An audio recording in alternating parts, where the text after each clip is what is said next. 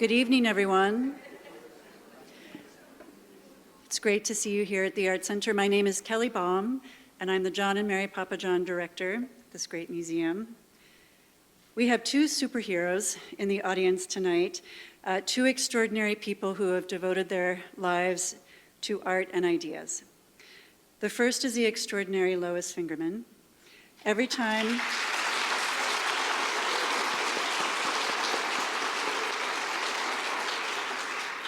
time I see Lois, I feel compelled to break out in applause. So thank you, everyone, for doing that for me. No matter where we are, lunch, galleries, yay, Lois. Lois and her late husband, Lou, endowed the Fingerman Lecture in 1986. Lois has been a part of the Art Center's family since the moment she and Lou arrived in Des Moines in 1967. For decades, they both served as volunteers for the museum, as well as trustees, and now, in Lois's case, an honorary trustee. The Fingerman Lecture is one of Lou's and Lois's crowning achievements. Thanks to the endowment they created, the Art Center has been able to introduce the residents of Des Moines and beyond to a recurring series of brilliant artists, critics, curators, and directors, including Maya Lin, Martin Puryear, Ed Ruscha, Franklin Sermons, and last year, Hank Willis Thomas. I'm deeply grateful to Lois and to the entire Fingerman family, many members of whom are here tonight, for establishing what has become one of our most dynamic, cross-generational, trans-geographic forum for exchange and learning. So thank you, Lois, and thank you to the Fingerman family.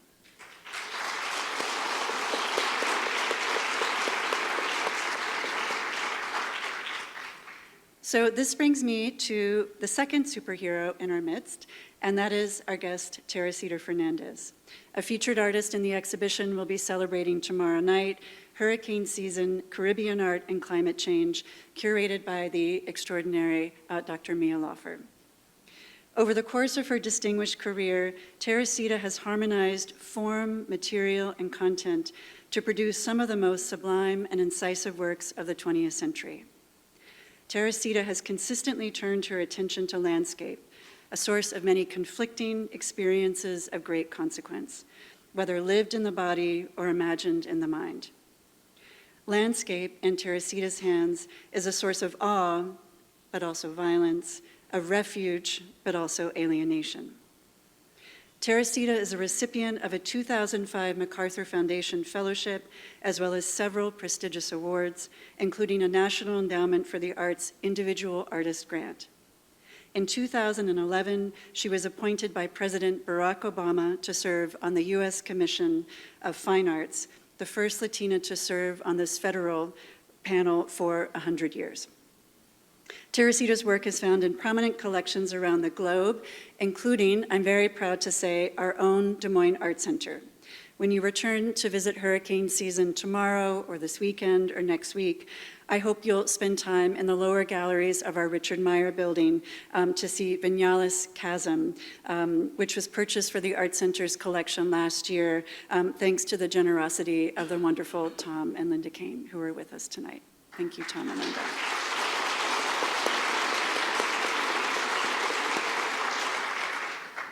So before I hand the podium over to Teresita, I want to thank the many individuals who helped realize this incredible event. The first is Amy Kozier at Lehman Mopin in New York. Amy, I don't see you quite yet, but you have been an incredible partner. There you are, Amy. Incredible partner on facilitating Teresita's lecture, but also on many other projects and collaborations. So we're very grateful to have you as part of our extended family. I also want to thank our staff, especially grateful to members of our facilities, security, development, and communications teams. An immense gratitude, special gratitude, is due to Jill Featherstone, our Senior Director of Learning Engagement and Community Access. Jill has been cultivating the Fingerman Lecture for many years, about 2 decades, and she is responsible in many ways for its success. And so I thank Jill Featherstone.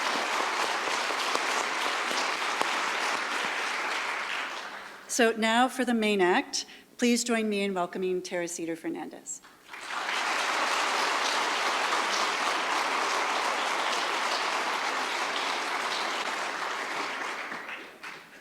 Thank you. So good evening, everyone. Thank you, Kelly, for such a thoughtful and very beautiful introduction. It's always nice when people write things that they thought and don't just read the bio, so that was just very lovely. And I also wanted to thank Mia Laufer, who I think is the first person that I met. This is my first time in Des Moines, and I'm so excited about this show, this very important show that opens tomorrow. In great part because I have a lot of respect for all of the other artists in it, who are, most of them, very dear friends, like Deborah Jack, who's here tonight. You should speak to her tonight, too. So I'll go ahead and get started. For the last 3 decades, my art practice has challenged the term landscape. And it's kind of a ubiquitous but very unexamined word that we use very often. And it's very tightly wound up in how we are taught art history and the representation of places. My work seeks to radically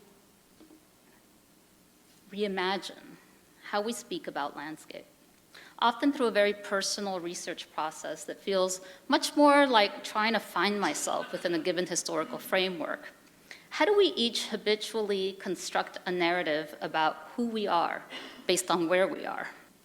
So I'm trying to look beyond the visible physical coordinates of a place to ask myself, where am I geographically, historically, economically, racially? What happened here? Who lived here 2,000 years ago? Where did the water go? Who did the labor of digging and shaping this soil? How does this place linger in our collective and ancient imagination? And in this way, expanding the definition of landscape to be less like this iconic Frederick Church painting depicting the warped myth of the supposed American landscape, and thinking as landscape more like Standing Rock, the biggest native protests in history against the construction of the Dakota Access Pipeline. Or Vieques, Puerto Rico, where in 1941, the US forced over 10,000 people out of Vieques at gunpoint, and until 2003, used it as a military bombing range, firing about 5 million pounds of explosives and heavy metals a year, continuously for 60 years. Or one of many mass graves on both sides of the US-Mexican border, or in Khan Yunis, or the sites of India's mass cremations during COVID. All of this ground that holds meaning, as well as the urgency of the climate crisis and migratory patterns of oppressed peoples. All of it is also, for me, the landscape. What can't we see when we look at an image? In this painting by Church from the 1800s depicting Jamaica, what's not visible is that slavery in the United States had not yet been abolished, and that landscape painters, so-called traveler artists, were often commissioned by enslavers in the Caribbean to create picturesque views of their plantations. My expansive definition of what constitutes landscape ranges from the subterranean to the planetary, from the fiction of continents and national borders to those more elusive, harder to qualify landscapes that we carry within the opacity of personal and ancestral histories. How can we hold the paradox of landscape as containing the memory of violent histories, as well as more numinous, empowering forms of intelligence? My work is rooted in the idea that landscape is more about what you don't see than what you do see. And I wanted to start showing some old works. So this is a very early piece. And I wanted to just give a sense of how I first started drawing connections between these ideas of looking, seeing, not seeing, wayfinding. This is a sculpture titled Ink Mirror, and it's made of high-polished black fiberglass and marble. And it was inspired by my interest in this little object called a clod glass. And a clod glass was an early 19th century visual tool used by landscape painters who wanted to paint like Claude Lorrain, the French painter, French Romantic painter, landscape painter. And it's essentially a black mirror, slightly convex, and usually made of polished obsidian. It doesn't produce a true reflection, but rather catches the deepest tones and the brightest highlights, kind of like the earliest version of a Photoshop filter. And the way it worked is painters would go out out to paint the landscape site, and they would turn their backs to the subject that they were painting, and they would paint instead from the image in the glass. Oddly enough, it also started to be used by people who weren't painting, people making pilgrimages to famous sites or abbeys, who would use it almost as a way of viewing or containing the image, like a portable, temporary postcard. And what fascinated me about all of this was the idea of turning one's back to something in order to see it, which of course implied another, less obvious way of seeing. And this idea started to inform everything that I was doing. Where are my blind spots? What has been erased? How do you point to the invisible? Anthropomorphizing the landscape so that while we look, this sense of place, of what we're looking at, is not passive. It also looks back at us in a reciprocal way and reveals much of what we've left out and what our own version or narrative omits. This is a picture of the Seto Inland Sea, looking out from Naoshima Island in Japan, a place where I spent a lot of time thinking about islands. And this is a night view of a piece I did there called Blind Blue Landscape. It's a site-specific piece, and it's about 40 feet long. It's a curved wall that faces windows that look out on that landscape that I just showed you. So this is the view outside the wall where the work is installed. And the piece is made of tens of thousands of different size glass cubes that are mirrored on one side. And the wall becomes a mirror to that outside view, essentially bringing the landscape indoors, but also distorting it and breaking it up and reflecting your own image superimposed onto the landscape. So that each tiny cube becomes almost like a miniature landscape painting of the view behind you. The houses in this region of Japan, this is a very tiny island, Naoshima, so the houses in this region of Okayama and Naoshima are often burned with a traditional technique called shosugiban. And it's used, oddly enough, as a way of keeping wooden houses from catching fire. So you'll see a lot of charcoal in some of my later pieces, which I'll show. And the notion of that charcoal sort of body of work that I'm still working on was partially inspired by those buildings in Naoshima. On some of the buildings, the charcoal, the burned sides of the building, is so shiny, especially in the older buildings, that it looks blue because it's actually reflecting the sky. And I became really intrigued with this experience of walking around this tiny town that I started to see as a dimensional charcoal drawing, leading me to think about the history of charcoal and pencils and the thresholds between where a drawing utensil becomes a drawing and where it ceases to be thought of as matter, land, and physical place. And then that led me to Borrowdale, England, which is a rural area in England where graphite was first mined in the early 1500s and where the pencil industry started. And although graphite is found all over the world, this was and remains the only deposit of graphite ever found in solid form. So I started to imagine all of Borrowdale like one solid subterranean drawing or sculpture under my feet.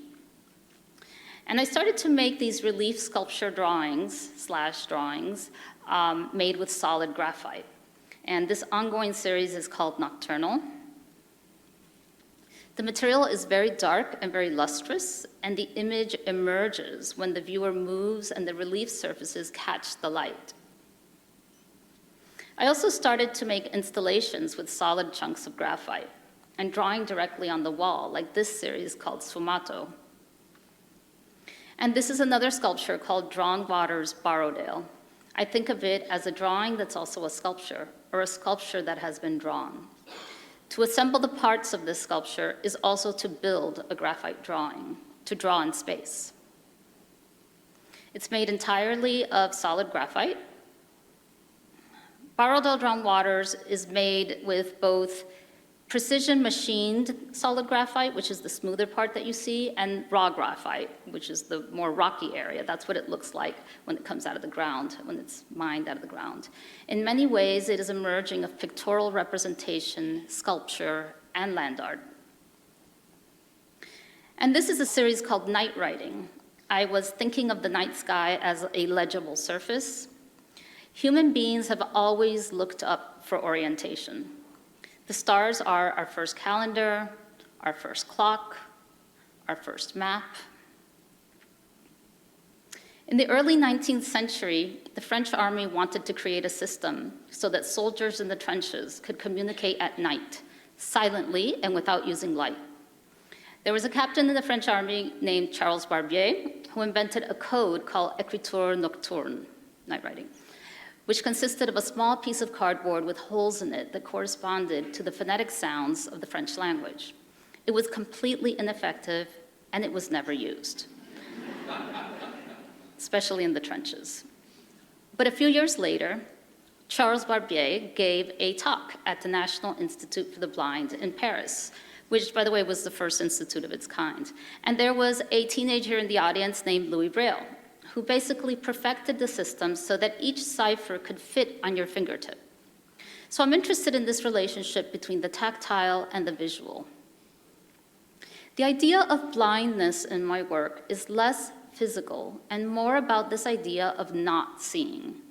You can rephrase blindness in terms of the varieties of not seeing: shadows, darkness, inaccessibility, denial, cloaking, peeking, squinting, hiding, camouflaging. These two are degrees of blindness, though less specific to the physicality of the eye and more inextricably linked to thinking, dreaming, and imagining, making visual constructions in our mind's eye. Again, like the Claude glass, something is revealed to you by seeing less, a different kind of vision. It's no accident that in so many myths, the prophesier is also often blind, but has another kind of vision. In night writing, the visual, untouchable Braille becomes absurdly illegible to both the blind and the sighted. The two languages, superimposed, obliterate one another so that the meaning of every word is rendered mute. Words become invisible. The ephemeral text, hiding in plain sight, becomes the ultimate abstraction of looking and reading.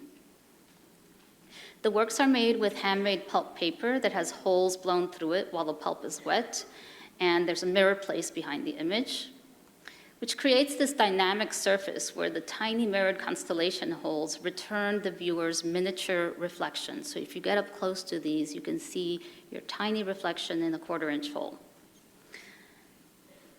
This is a piece called Fata Morgana, which I did a few years ago, I think now more than a few years ago, maybe 9 years ago, in New York City in Madison Square Park. And the title, Fata Morgana, comes from a book by Breton, the surrealist Breton, that was illustrated by the Cuban artist Wilfredo Lam.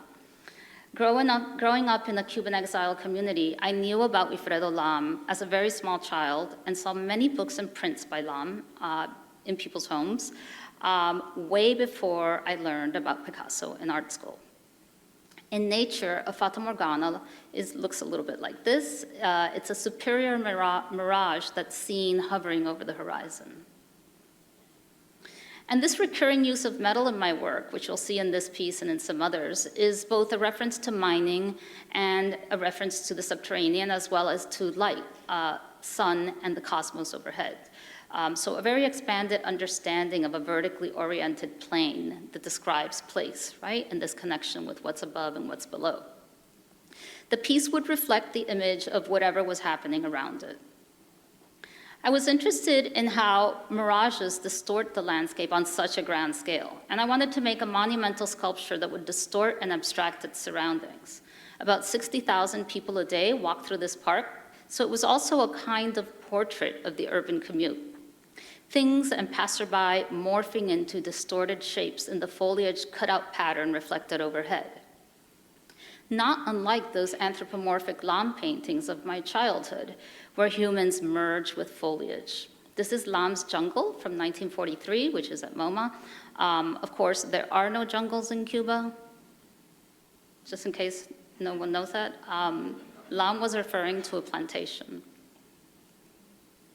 In my public art, The physical structure that I'm constructing is often happening at the same time as the social structure, quietly, sometimes invisibly, being built alongside it. One is used in service of the other, so that the work takes up public space physically, but the agentic contextualizing of the artwork is happening behind the scenes and being made visible through the programming and activation. In this case of Fata Morgana, all of the programming was about erasure and visibility. Everything in the piece being doubled, becoming doubly present. This is a collaboration titled Luminous Mischief that I did with the choreographer Stephen Petronio. You might know that name. He was Trisha Brown's first male dancer, and he's the guy that walked up the side of the Whitney, for any art history buffs. And so this collaboration that I did with Stephen, it was an open call to musicians and anyone who wanted to dance with him. Anyone could show up at a certain time, and much of it was spontaneous participation. Here's a little clip. It happened at night.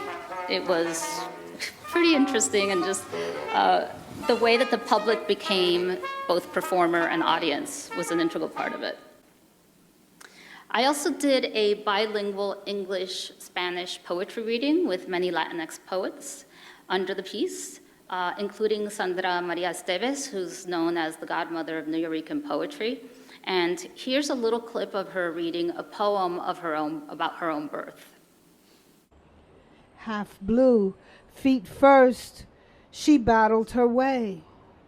The world did not want another brown, another slant-eyed olive Indian black child. Did not want another rainbow-empowered song added to repertoire in blue or azure or indigo or Caribbean crystal. Did not want another mouth to feed. I also did a collaboration with scholar of Afro-Cuban culture, Dr. Yesenia Cellier. This was very specific in its timing, in that it was 2016, just as President Obama had opened up relations with Cuba. And so we recreated Dia de Reyes, which in colonial times in Cuba was the only day of the year that enslaved people could sing and perform in public spaces, and expanded the sense of what we actually mean when we use that very mutable term, public. The whole day long event, again, was doubly present, as almost 1,000 people were reflected in the mirrors overhead. And what to the public looked like a festival or a show was actually a religious ceremony, the private inserted, hidden within the visible notion of public, and taking up double the space. I later made a body of work that deals with the term American and who gets omitted from these definitions of identity, often defined by the naming of the land. It's only in the United States that the word America is used in the singular. In the rest of the Western Hemisphere, it's understood in the plural as the Americas. Fire America, which is the title of this, is a reference to how American violence is framed according to who is telling the story. It is also a reference to slash and burn techniques used by indigenous people to shape and cultivate the land. The landmass that we call the Americas exists by many other names, in endless configurations of past, present, and future that challenge us to imagine differently. Contrary to popular belief, the invented Americas were not an untouched wilderness paradise at the time of European contact, but rather a human-made landscape, carefully managed in very sophisticated ways by indigenous people who had kept it fertile and healthy for thousands of years. They would have us believe that both the people and the land had no real history. This myth that indigenous peoples floated changelessly through the millennia until 1942 is what we have been repeatedly conditioned to believe, erasing the fact that it was in fact made up of a densely populated network of urban centers that far exceeded the size of London or Seville at the time. Later in 1848, we get the California Gold Rush, where gold would again shape the way we see the landscape. This is a detail of a sculpture titled Rorschach, based on the projective psychological ink blot test.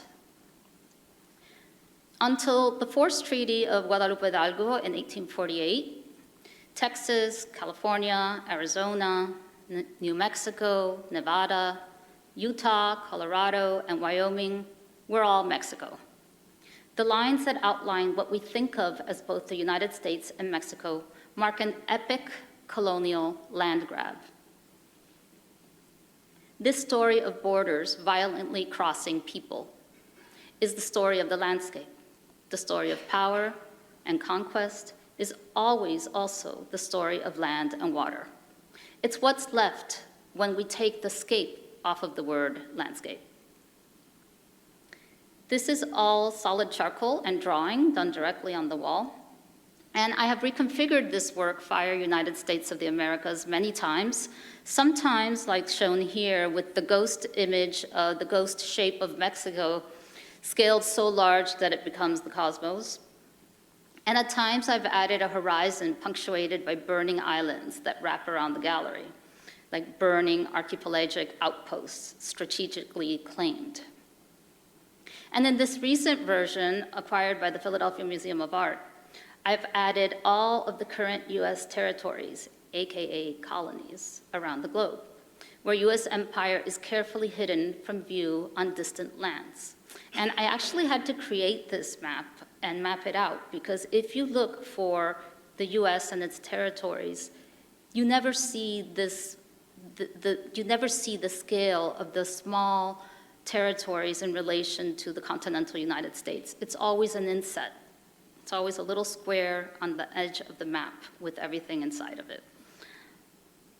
Charcoal is made of burned trees, already part of a real landscape that I'm using to depict another imagined landscape, assembled as a puzzle that has never made much sense in shaped states that refuse to consider the natural features of the land, where absurd geometric cutouts slip and burn like ruins, while also allowing us to point to, reshape, and rectify narratives about people and places.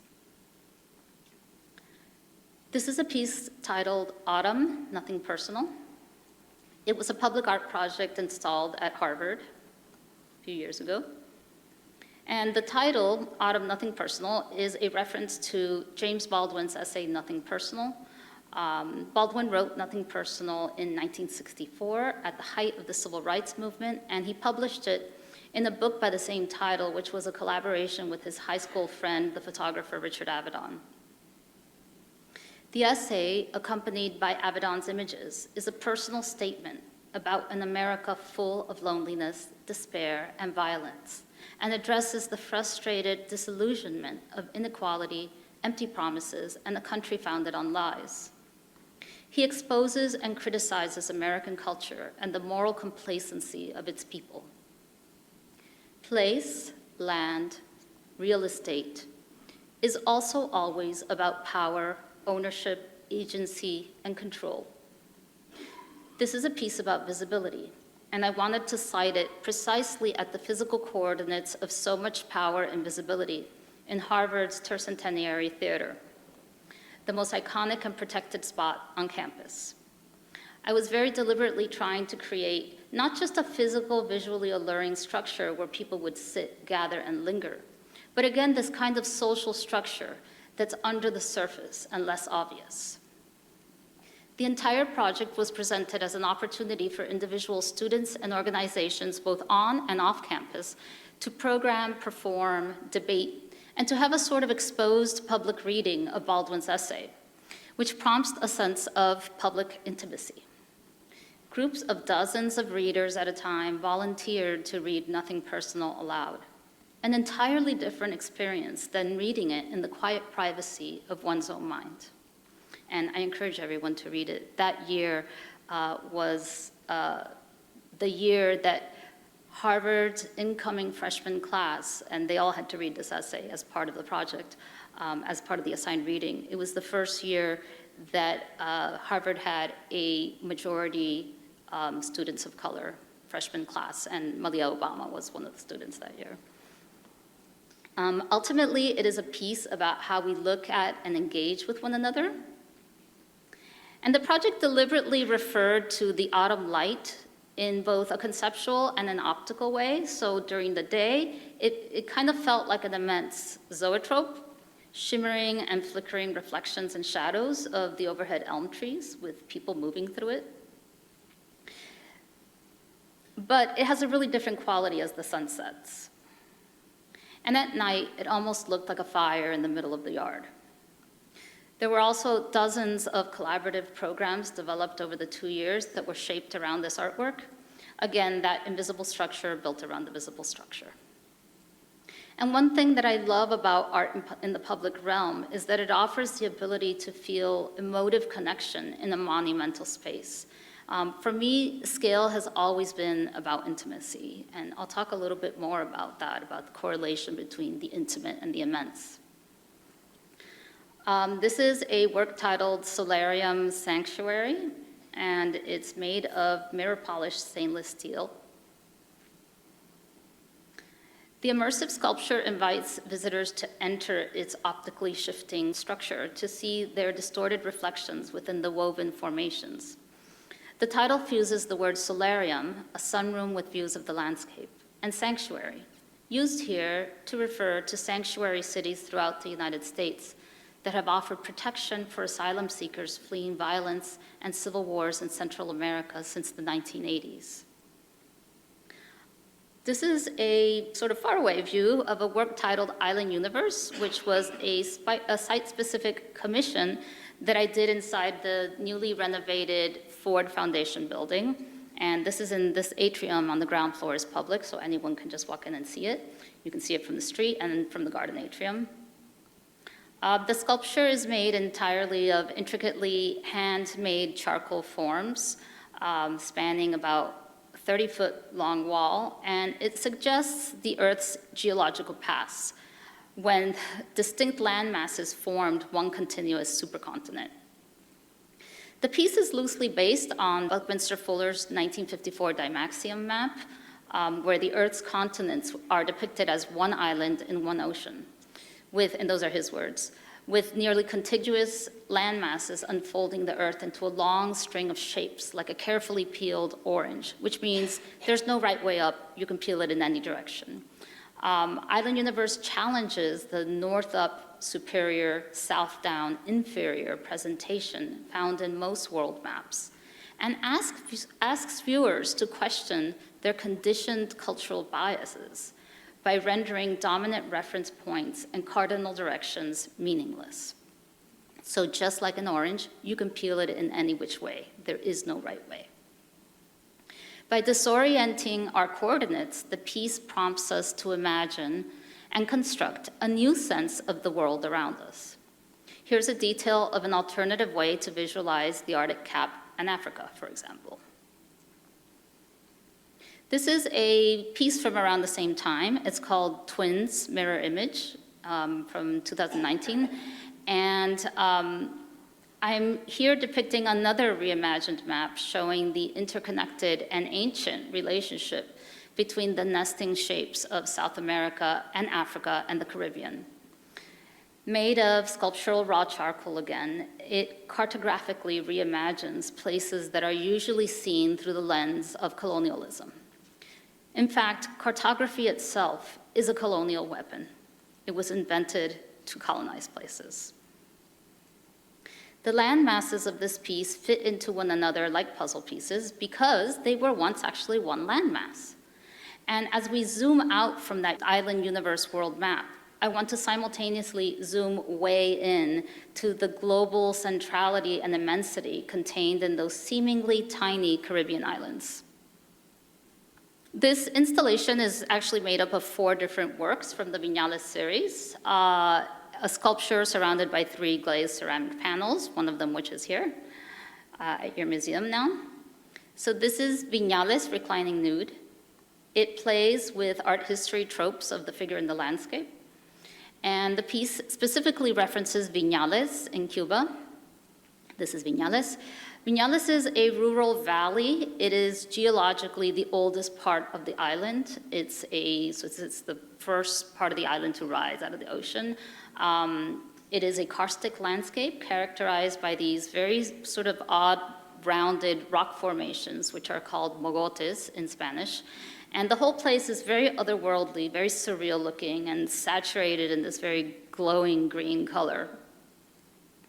Viñales is also a very iconic place in the Cuban imaginary. Even though from the outside, Cuba is somehow always visually represented as sort of frozen in Havana in the 1950s, and rarely seen as a prehistoric place or an ancient place or a colonized place made of indigenous and displaced diasporic peoples or an intellectual place. Viñales' reclining nude is made with malachite rocks that are from the Democratic Republic of Congo, which look to me so much like the Viñales landscape itself. Sometimes they appear like faraway aerial views of the landscape, and other times you can get up close and enter the cave-like crevices, which visually seem to expand and contract. It's also important to note that Viñales has an extensive cave system used since prehistoric times by humans, and in them you can find petroglyphs made by Taino indigenous peoples before colonization.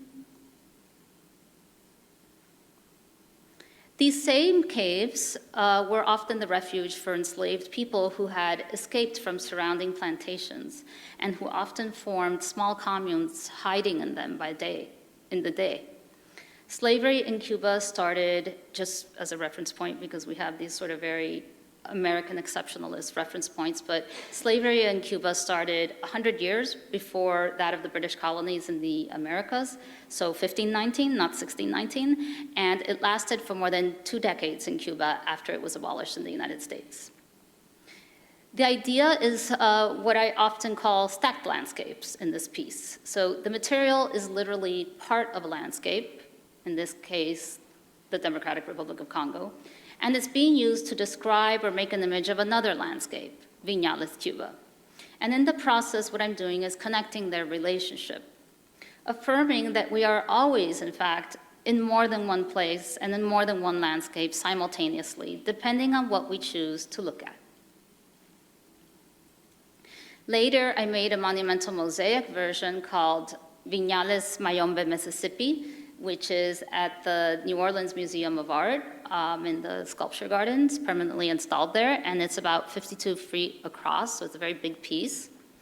And the work cites New Orleans as the northernmost Caribbean city and frames New Orleans in its global context by drawing connections between scaled concentric geographies of continent, country, and city, weaving the historical relationships between Africa, Cuba, and New Orleans. The piece seeks to mark a public space that is both global and local, macro and micro, ancient and contemporary, immense and intimate, reminding us that if we look carefully enough, we see that we are always, always in more than one place again. Much of my work continues to focus on the liminal and expansive qualities of the Caribbean region. And this is a piece titled Chorus, and it's a large floor piece made up of these graphite conch shells. It's a very quiet piece about the sound of the sea and the idea of an object as a vessel that can contain a place. And it's also a piece, I think, about listening. I did an exhibition in New York City that was titled Maelstrom, that dealt with this enduring violence imposed on the people and the natural resources of the Caribbean. This is a work titled Caribbean Cosmos Earth, and it reveals intimate up-close details to immense zoomed-out omnipotent views that look both like galaxies or microscopic inner workings of the human body. What do all these islands mean? Often referred to in derogatory terms as third world or periphery, global south. These are all invented terms with the primary goal of shaping our perception of the region as inferior.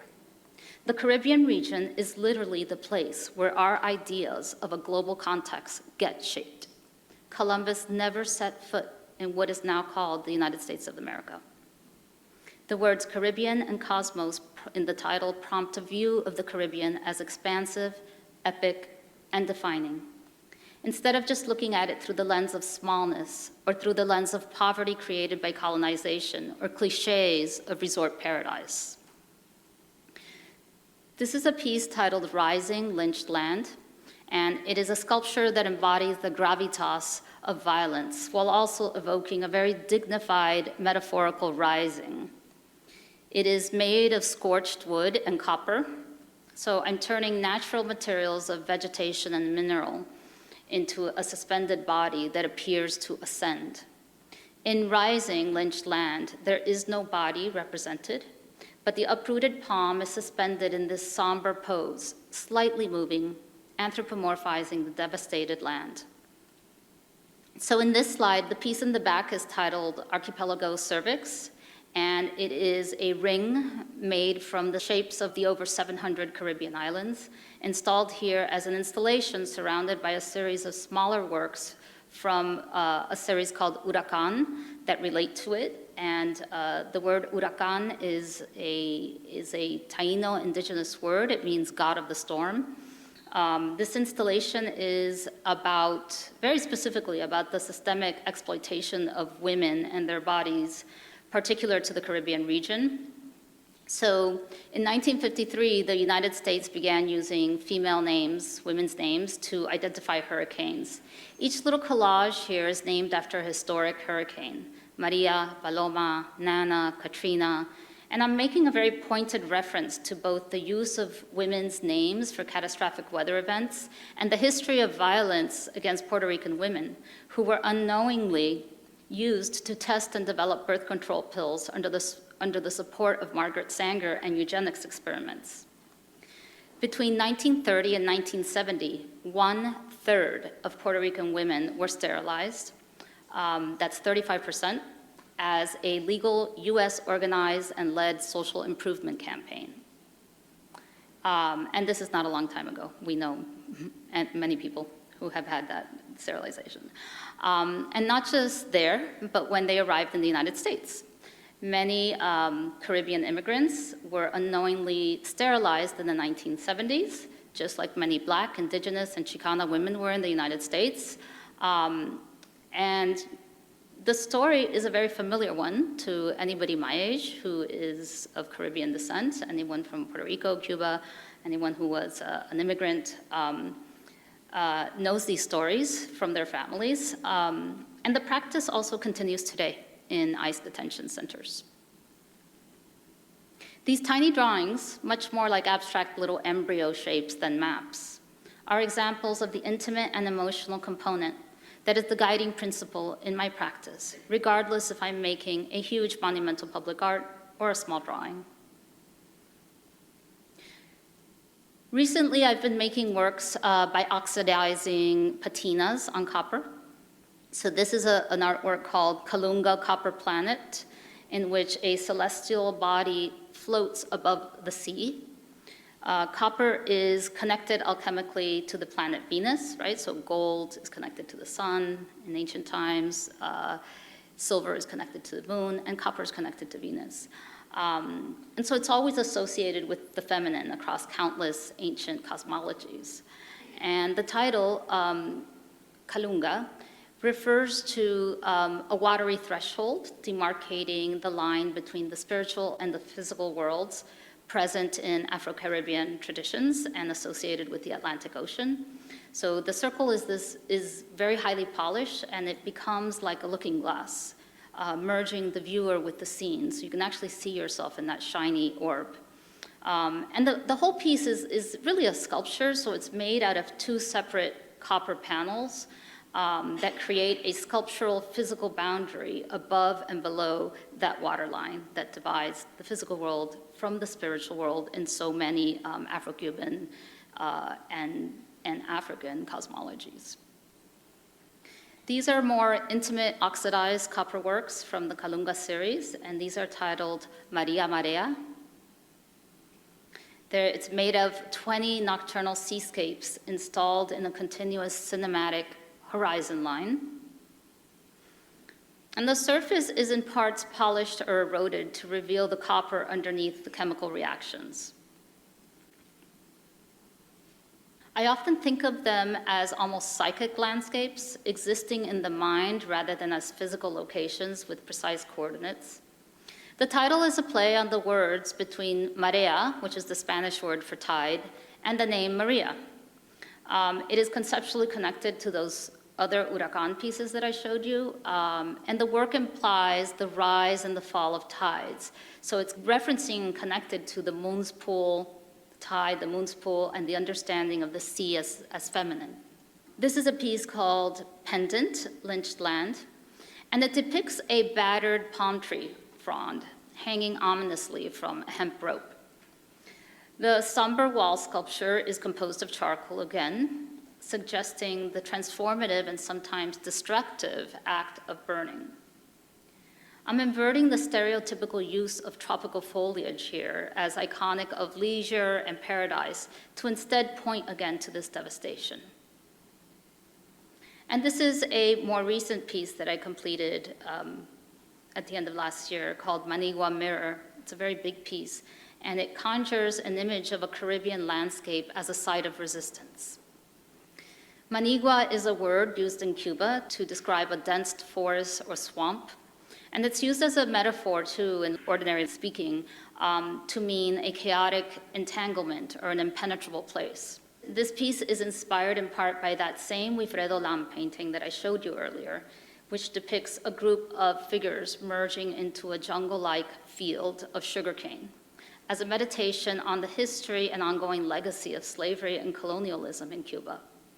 Again, this is made of dense charcoal and black sand on a reflective metal surface. So here the viewer perceives their own hazy reflection moving and creating a dynamic, shimmering surface.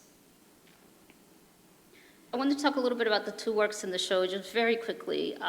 These are related to Rising Lynched Land. You'll see that the titles kind of like connect them together and sort of weave them together. So this is Shelter Lynched Land, and this is Tether Lynched Land. Both of these pieces constellate around these ideas of iconic palm trees. And usually we're used to seeing these as signifiers of leisure or of tourist paradise. So instead they acquire a more somber, redemptive, and transformative burning and ascension from these ashes, from this transformation of the material. And I wanted to end my talk today talking a little bit about my first film, which I co-directed with my friend and artist, Juan Carlos Salom. And here's our small film crew on site in Viñales, Cuba. So the Viñales panel that you have is also part of this body of work. I actually started making this film with Juan Carlos at the same time as that body of work, but it took almost 9 years to complete because it was very hard to make this film in Cuba. Viñales is, amongst other things, is also a UNESCO World Heritage Site, and the people in the film are friends of ours who we have known for a long time and who have lived in this rural community and cultivated this land for many generations, so they're not actors in the film. And it was shot on 16 millimeter black and white film. So here you can see the details of what the place really looks like. The earth is clay, it's red, it's very lush, these very lush greens.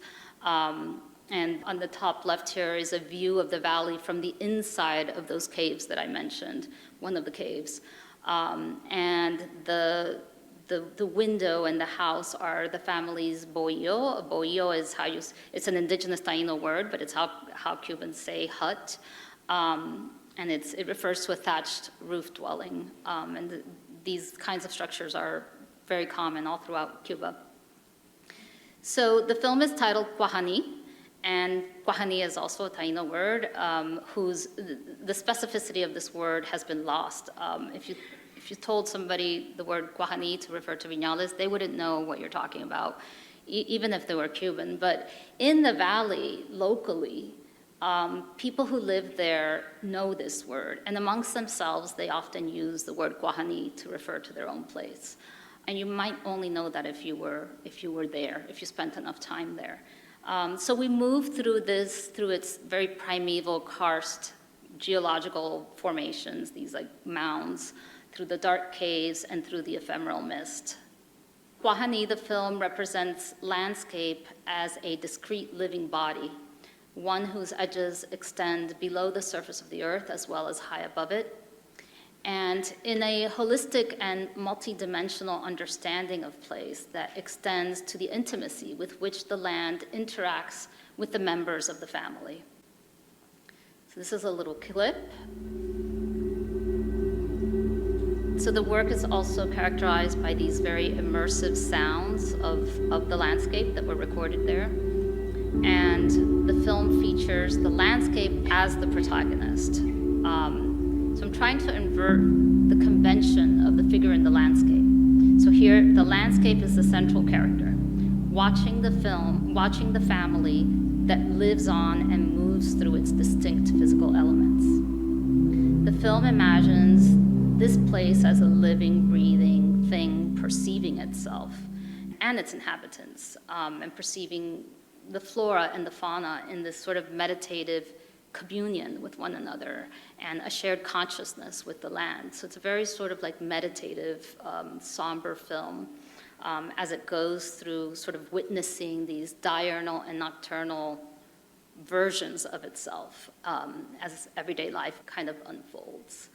And I will just conclude by saying that I'm really deeply invested in my practice and in bringing forth artworks that really insist on being both fierce and gentle and private and public and poetic and political, intimate and immense, as a kind of never-ending exercise that I've been doing for a long time, that is really about learning to locate ourselves and others as a radical way to discuss place and landscape.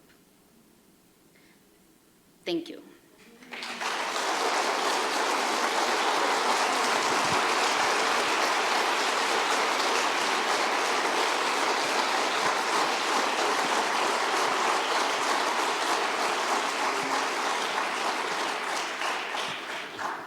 All right, we have some mics on either side of the theater, and if you'd like to ask a question, Teresita will take some questions.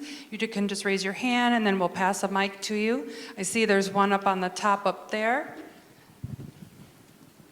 Teresita, thank you so much for that. That was just a beautiful lecture and beautiful work. Just a caveat, I am an art historian of the Caribbean, so this talk especially excited me. There's very few of us in Iowa.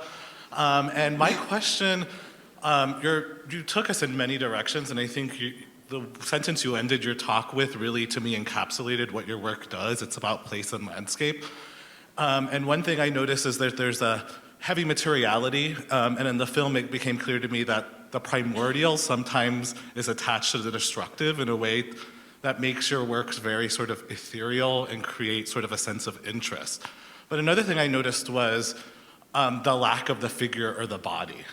And you sort of make the implications, you mentioned it with a piece about the palm tree, sort of referencing lynching, sort of the implication of the figure in the body. But it also had me thinking of one of the most impactful artists from the state of Iowa, from the Caribbean diaspora, Ana Mendieta. And really your last work made me think the film made me think strongly of Mendieta because there was that human figure and sort of the landscape. And Mendieta is an artist who grew up in Iowa after sort of migrating from Cuba and then going back to Cuba and sort of thinking about that imprint of the landscape. I guess I have a general question of where do you see sort of the notion of the body and the human figure? Because I think it's implied beautifully conceptually in your work, fitting in sort of more visually and formally within your artworks. Thank you. Yeah, it's interesting because we actually stopped in the Jaruco Caves where Ana Mendieta made some of the petroglyph works, which is not too far from Vinales. But I guess I would answer that in a way that I say this, but nobody ever believes me. But the truth is that I think of all my work as being figurative, and there is no figure. You're the figure, and you are both the figure witnessing. But the thing about it is that I also think of us as landscapes as well. And one of the things that we forget about sometimes in unless we're old and are contemplating existential or sick and contemplating existential questions, we forget that we are matter. You know, we are made of the same exact thing as the landscape. We are made of copper, we are made of carbon, we are made of iron, we are made of all the same, we're not made of different stuff, same exact stuff. And so if anything, we're sort of like an extension of the landscape, and so there's this kind of blurred line between the only reason why we think of it as figurative or why we talk about the body in this way is because we have a very human-centric way of positioning ourselves as these sorts of characters on a set. And it's sort of like the way we've been taught to think. These are very deep kind of conventions that we've been taught to believe from everything we've ever learned, is that like the world, the landscape is sort of like a set, and we are these characters on it, right? And sort of like from a scientific point of view, but also from a material point of view, from a psychic point of view, certainly from a spiritual point of view, that's not true, right? Like we're not like the masters, you know, sort of like engaging on a play on a landscape, right? And so the word landscape is kind of like one of those words that doesn't really mean anything. It's a very slippery word, and I use it very much as a foil. Like my work isn't really about the landscape. It's about all that other stuff I told you about. But I think that the liminal space between what we as human beings perceive ourselves perceiving while also being a part of that thing, right? And I think that that's what the film was trying to do, is like, it's like, how do you look at yourself looking at something that you're also an extension of, right? So these are these kind of concentric ways of feeling and sensing, being an extension of the world around you. And you know, I think of this materially very deeply. So like all of my conceptual sort of research is really about the specificity of the material that I'm using. But, you know, we would never think of this building as a landscape, right? But it is, you know, it's made out of concrete. We are literally in a rock right now. You're sitting on metal, you know, that's extracted from the earth. So everything is really the landscape, including us. And, you know, it's all sort of versions of something. And I don't know if that answers your question exactly, but I'm really interested in that, like, kind of, numinous and kind of like undefined, very mysterious space, right? That I forgot this poem that I read. She's such a wonderful poem and a poet, and I'll forget the name of the poet right now. But she has this wonderful poem that you can Google with these words and you'll find about eating a peanut butter and jelly sandwich. And in it, it's about at one point is it that the peanut butter and jelly sandwich ends and she begins? At what point is the peanut butter and jelly sandwich her? And not the peanut butter jelly and sandwich anymore. You know, at what point does it cease? Is it like when the enzymes start breaking it up? Is it when it's in her stomach? Is it when it's eliminated from her body? And so it's this very interesting question about how it is that matter changes. And you know, I think that's one of the reasons why I'm so attracted to these images and actual act of burning and transforming things, because we are all in the process. We and everything around us is changing all the time. We are in the process of becoming something else constantly. It's just slow sometimes, so you don't see it. All right, we'll take a question down here. I'll come to you.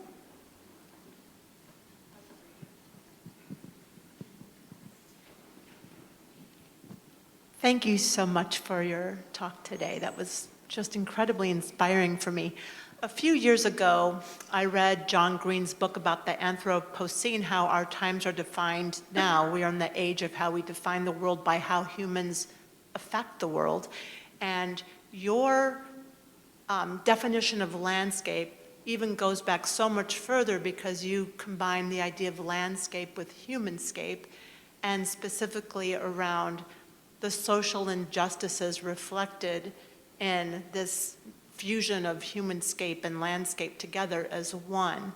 But as I was looking through your presentation, there's a moment at which it appeared to me from the way you presented it, beginning with your patinas and through this making of this film, that your idea of landscape seems to be evolving, not just as something that reflects injustice and the human interaction with the landscape over time and history and as a way to repress, but in a spiritual way and almost like a godscape. And I just wanted you to talk about your thinking and that transition, if it is deliberate or just a natural progression or evolution of your work.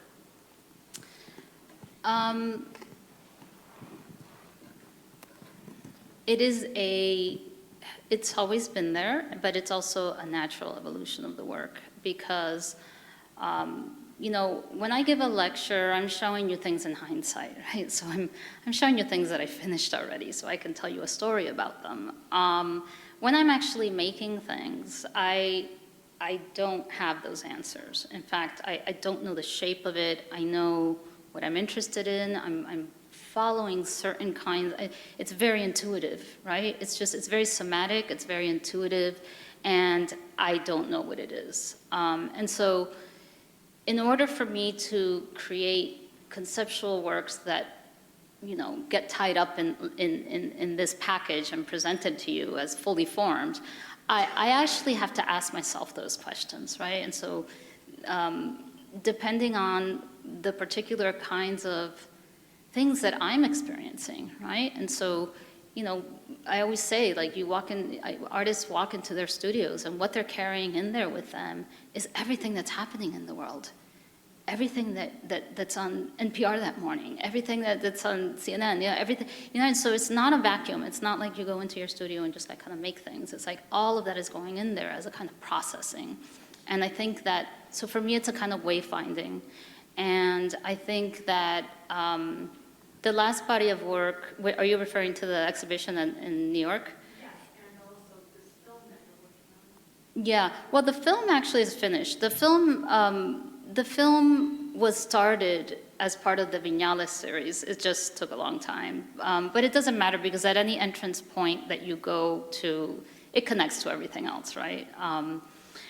So I would say that in this last body of work and the show that just closed last week at Lehman Maupin, I think I was just sort of listening to my own particular processing of what was happening in my life, and I say that very widely, right? So the exhibition in some ways was about grief, and not just personal grief, but specifically the way in which the personal grief is lodged within the collective grief, right?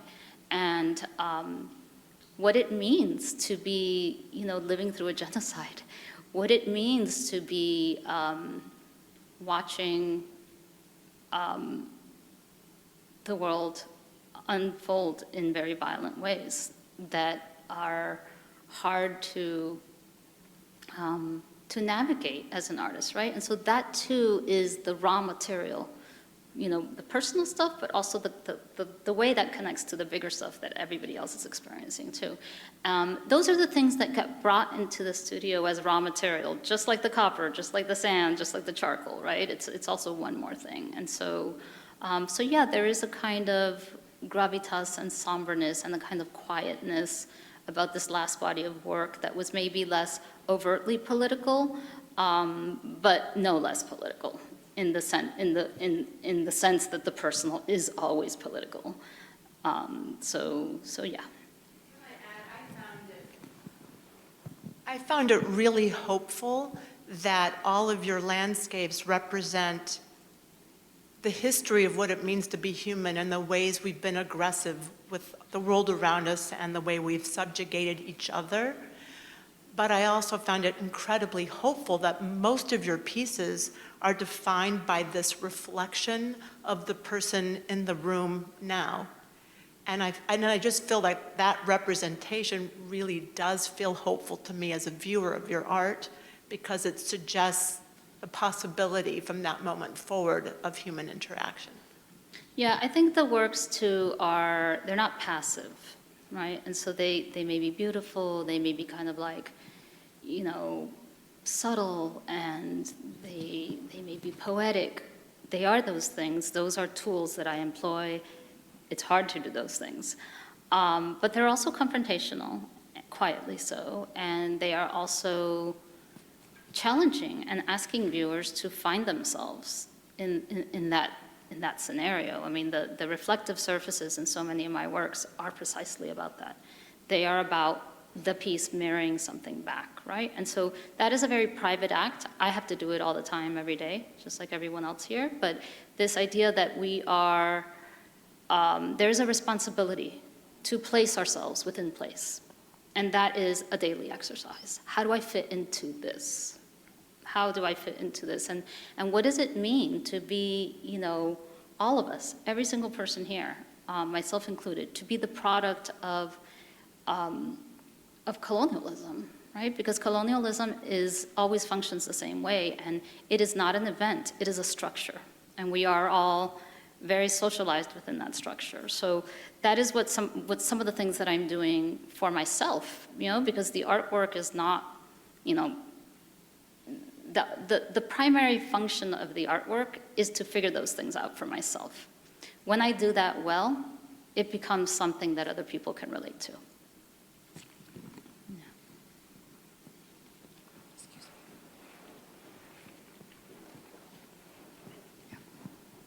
Thank you. I echo everyone else who really got a lot from your work and your lecture. I briefly wanted to say that the little I know of Hebrew, the word Adam is not a name itself. It means of the earth.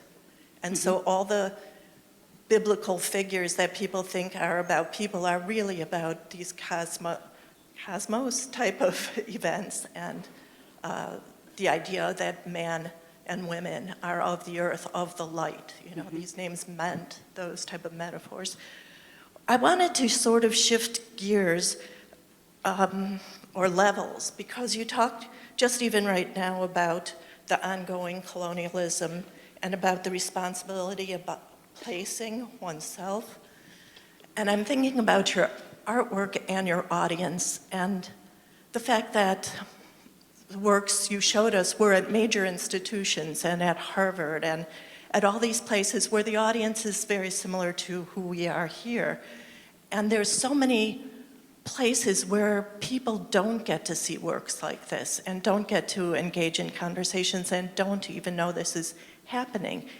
And so when you think of your audience, do you think that the people who can go to major museums are the people that need to see this the most? Or do you think of going to some of these smaller, I know that they wouldn't be as well protected, probably, the alarm systems wouldn't be as good, but do you ever take your work to these smaller, less moneyed institutions or places? I mean, yeah, my work is in all kinds of places, not just big major museums. But I would also say that maybe I kind of think that, and I don't know if you're referring to, I don't know what people you mean when you say people who need to be seen because they're in a small town or because they're oppressed, or I'm trying to pinpoint that before I answer. Well, I'm thinking that this is a much longer story, but it's more like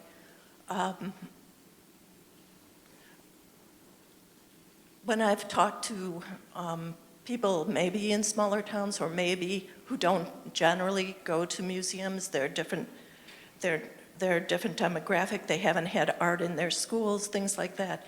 They're very amazed at the type of artwork, for instance, that you're doing, that art that talks about their struggles.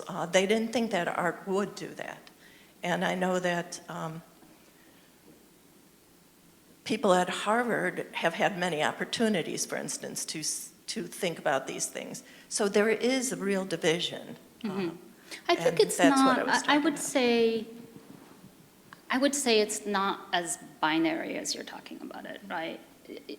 In fact, Harvard is a bubble, right? So Harvard is a campus with gates around it. It's private property, right? And there are literally gates around it, right? But if you step outside of Harvard gates, there are lots of communities in nearby neighborhoods that have nothing to do with the privilege of Harvard. And so I engaged with lots of people for my project, whether they are inside or outside the gates of Harvard. And I think that it would be convenient to think that those things are that separate from one another, but they're not. They're not. And sometimes I actually think that